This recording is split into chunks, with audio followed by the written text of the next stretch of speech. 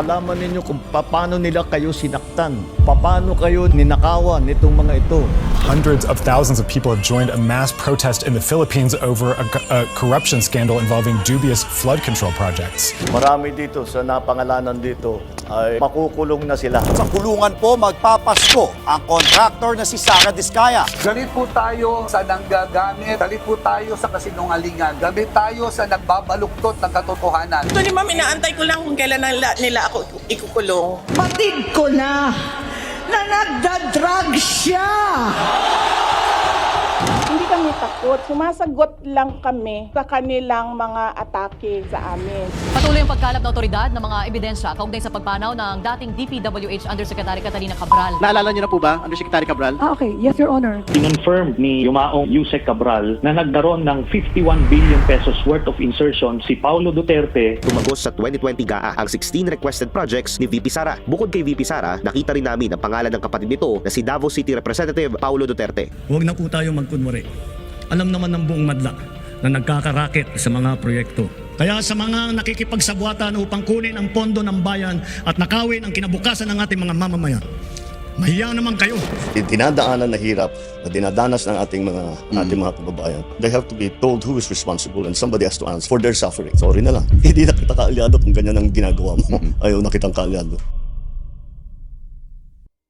Kumusta ka, kaibigan?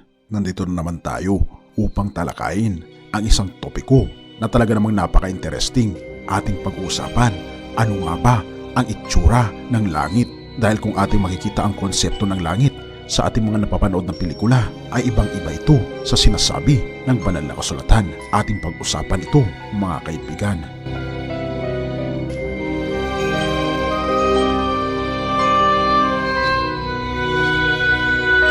Talaga namang nagiging advance na ngayon, mga kaibigan, ang ating teknolohiya.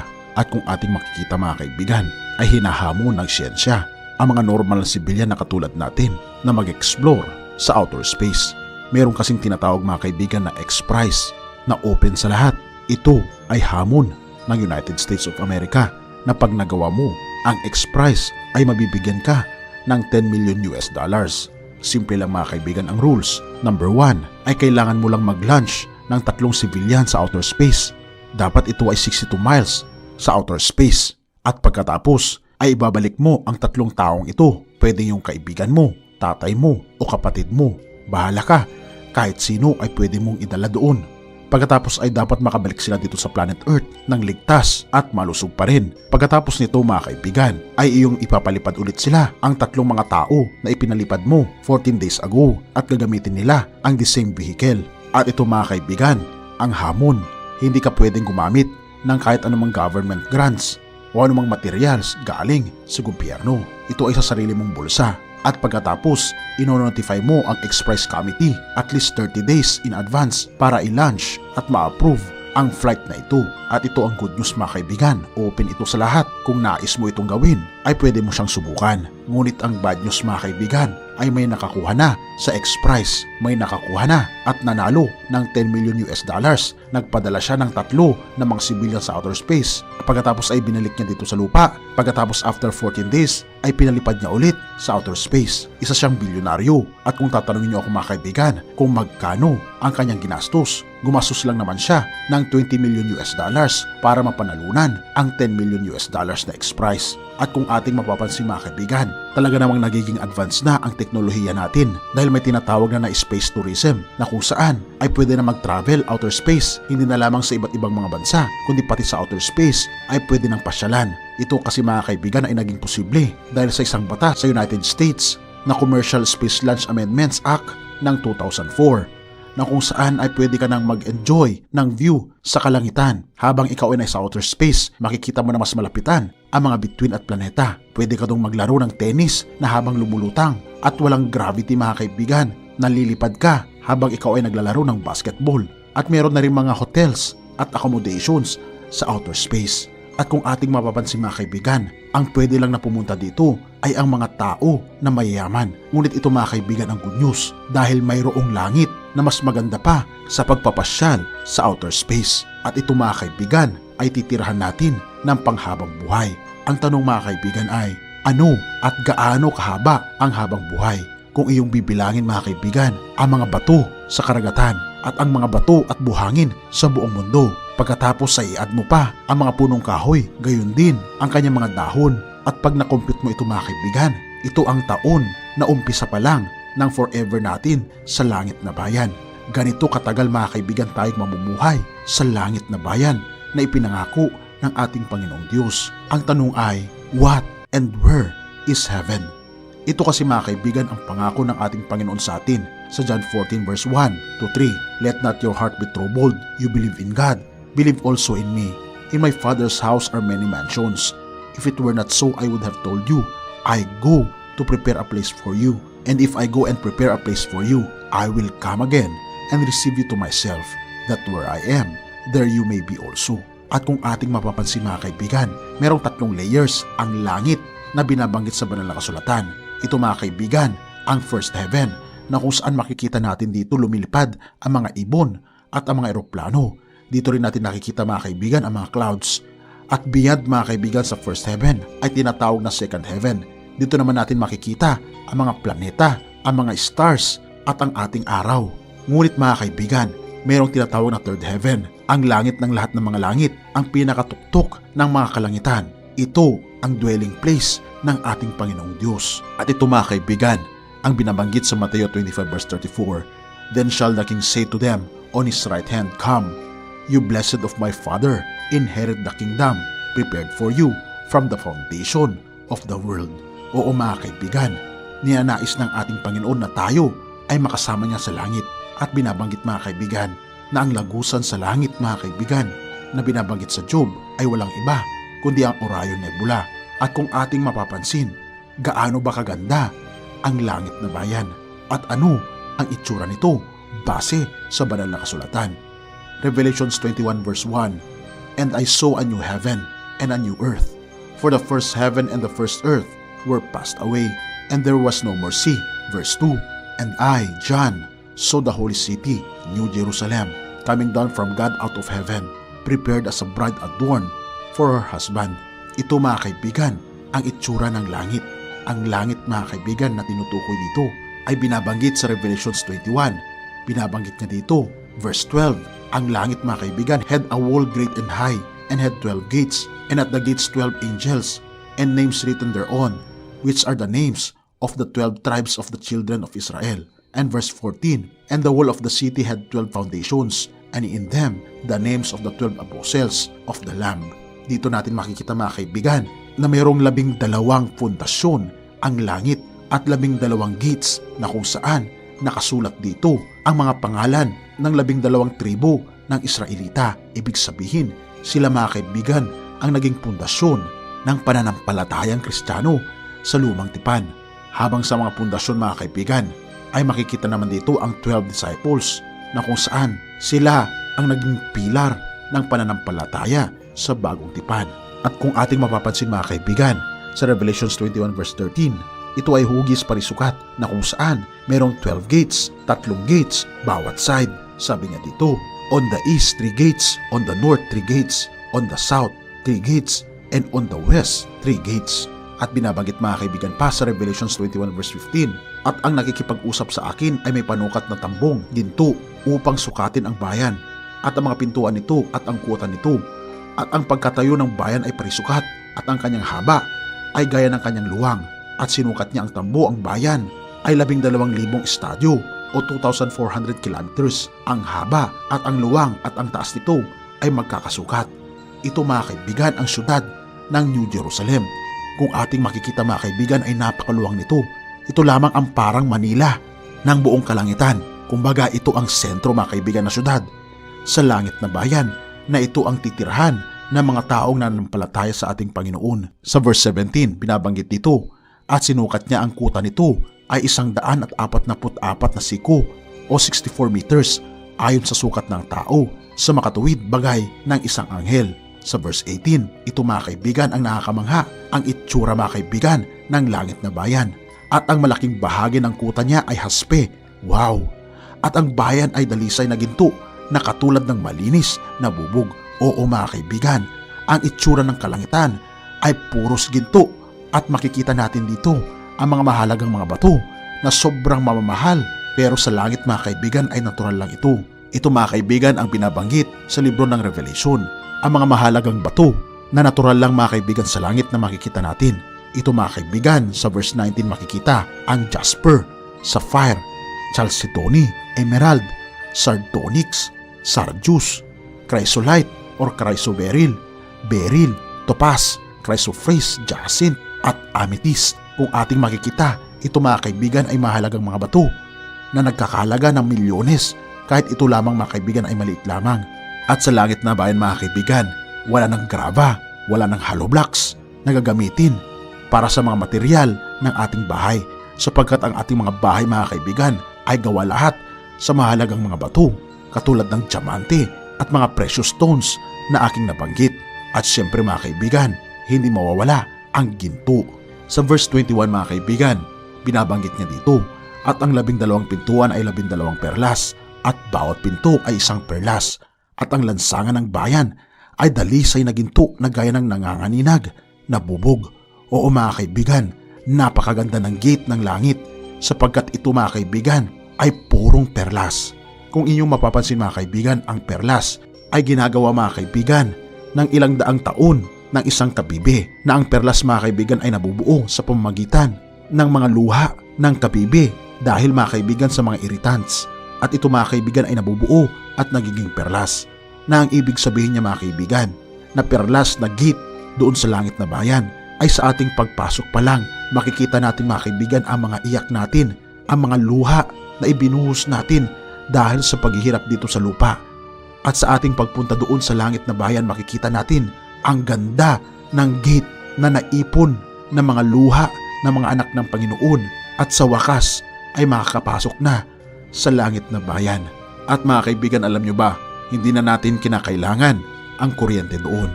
Verse 23, at ang bayan ay hindi na kailangan ng araw o ng buwan man upang lumiwanag sa kanya, sapagkat nililiwanagan ng kalulatian ng Diyos, at ang ilaw doon ay ang kordero.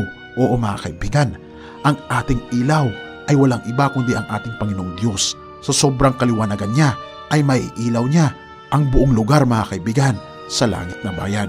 Pahayag 21 verse 1, ipinakita rin sa akin ng anghel ang ilog na nagbibigay buhay. Ang tubig nito ay kasing linaw ng kristal na dumadaloy mula sa trono ng Diyos at ng Kordero. Oo mga kaibigan, ganito kaganda ang langit na bayan, na sa ilog pa lang mga kaibigan ay makikita natin na ito ay umaaninaw na kristal na sobrang linaw at sobrang linis. At syempre mga kaibigan, sa langit na bayan, mamimit mo ang iyong anghel na siyang nag-alaga sa iyo mula nung ikaw ay maliit pa lang hanggang sa ikaw ay mapunta sa langit na bayan. Magkwekwentuhan kayo ng iyong anghel kung paano kanya inalagaan sa iyong buhay dito sa lupa.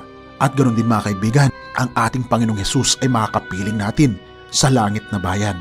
Ang Panginoon na siyang tunay na nagmamahal sa atin, ang tunay na nag-aaruga at tunay na may malasakit sa atin ay makikita natin mga kaibigan sa langit na bayan. Pagdating kasi natin mga kaibigan sa langit ay syempre mayroong resepsyon na tinatawag, na kung saan napakahaba ito na table na kahit sa kaduluduluhan ay makikita mo kung sino ang nandun dahil sa linaw ng ating mga mata sa langit na bayan. At magkakaroon din tayo mga kaibigan ng mga pakpak na makakalipad tayo sa iba't ibang dako ng mga planeta at mga lugar na kung saan hindi pa natin nakikita at napupuntahan. Ganito kaganda mga kaibigan ang langit na bayan. Ngunit mapapansin natin mga kaibigan, habang tayo ay nasa lupa, ang mga tao ay gumagawa ng kaparaanan upang pahabain ang kanyang buhay. Katulad na lamang ng unang emperor ng China na si Emperor Qin Shi Huangdi noong 200 BC. Hinahanap niya ang tinatawag na Fountain of Youth, na kung saan ayaw niyang tumanda at ninanais niya na maging mahaba ang kanyang buhay. Kaya naman sa kahuli-hulang bahagi ng kanyang buhay ay nagpagawa siya ng mga terracotta warriors na gawa sa clay, dahil naniniwala siya mga kaibigan na makakasama niya raw ang mga ito sa afterlife. At maging kaibigan, sa kapanuhunan natin ngayon, ang mga tao ay humahanap ng kaparaanan na humaba ang kanilang buhay at bumata ang itsura. Ngunit alam niyo ba mga kaibigan, may napansin ako, mura lang mga kaibigan, at mabibili natin ito sa drugstore. 25 pesos lang ay sobrang bata mo na at hindi mo na kinakailang gumastos pa ng napakalaking halaga. Ito mga kaibigan ang tsupon. Ngunit joke lang ito mga kaibigan. Makikita kasi natin na sobrang obsessed ng mga tao ngayon na magpabata ng itsura. Kaya naman ninanais ng ating Panginoon na makasama tayo mga kaibigan sa langit na bayan. Dahil doon makikita natin ang ating katawan na magiging immortal. Pahayag 22 verse 2, sa gitna ng lansangan ng lungsod, sa magkabilang tabi ng ilog ay may punong kahoy na nagbibigay ng buhay. Namumunga ito ng 12 beses sa isang taon, isang beses sa isang buwan. At ang dahon nito ay nagpapagaling sa mga bansa. Oo mga kaibigan, mayroon dong puno na tinatawag na Tree of Life na kung saan nagbubunga ng 12 na klase ng bunga bawat buwan. For example mga kaibigan, January ay orange, pagdating ng February ay mangga, pagdating ng March ay grapes. At dito natin makikita mga kaibigan na habang tayo ay kumakain sa mga prutas nito, iyon naman mga kaibigan ang paghaba ng ating buhay na magkakaroon tayo ng immortal life at babalik ang ating dating height na katulad ng height ni Adan tsaka ni Eva na umaabot ng 14 to 16 feet at wala na rin kukulubot mga kaibigan ang mga balat sapagkat maging ang lola mo at ikaw ay parehas ang itsura at hindi makikita ang katandaan sa ating pangangatawan. At ito mga kaibigan ang good news. Pahayag 21 verse 4, papahiran niya ang mga luha sa kanilang mga mata. Wala ng kamatayan, kalungkutan, iyakan o sakit sapagkat lumipas na ang dating kalagayan. Oo mga kaibigan, wala nang mamamatay doon sa langit sapagkat nais ng ating Panginoon na tayo ay bigyan ng buhay na walang hanggan. Maging ang mga leon at tupa ay sila mga kaibigan ay magkatabi sa pagtulog. Dahil wala na mga kaibigan nagkakainan ng mga hayop. Ang mga uso ay pwede na makipaglaro sa mga bata. Maging ang mga aso ay talaga namang makikita ang mga ngiti sa kanila. Pahayag 21 verse 24, 25, 26. At dadalhin doon ng mga hari ang mga kayamanan nila at palaging bukas ang mga pinto ng lungsod dahil wala nang gabi roon. Ang magaganda at mahahaling bagay ng mga bansa ay dadalhin din sa lungsod na iyon. Oo mga kaibigan, sa lugar na iyon ay wala ng security guard, wala nang magnanakaw at wala na ring mga lock ang ating mga pintuan. At may pagkakataon tayo mga kaibigan na pumunta sa iba't ibang mga planeta na ginawa ng ating Panginoon at makikita natin mga kaibigan kung gaano kaganda ang mga ginawa ng ating Panginoong Diyos. At everyday, oo mga kaibigan, araw-araw ay surpresa para sa atin at gagawin ito ng ating Panginoon ng walang hanggan. At alam nyo ba mga kaibigan, maliban sa tirahan natin sa syudad ng New Jerusalem ay pwede tayo magpatayo ng ating bahay sa labas ng syudad.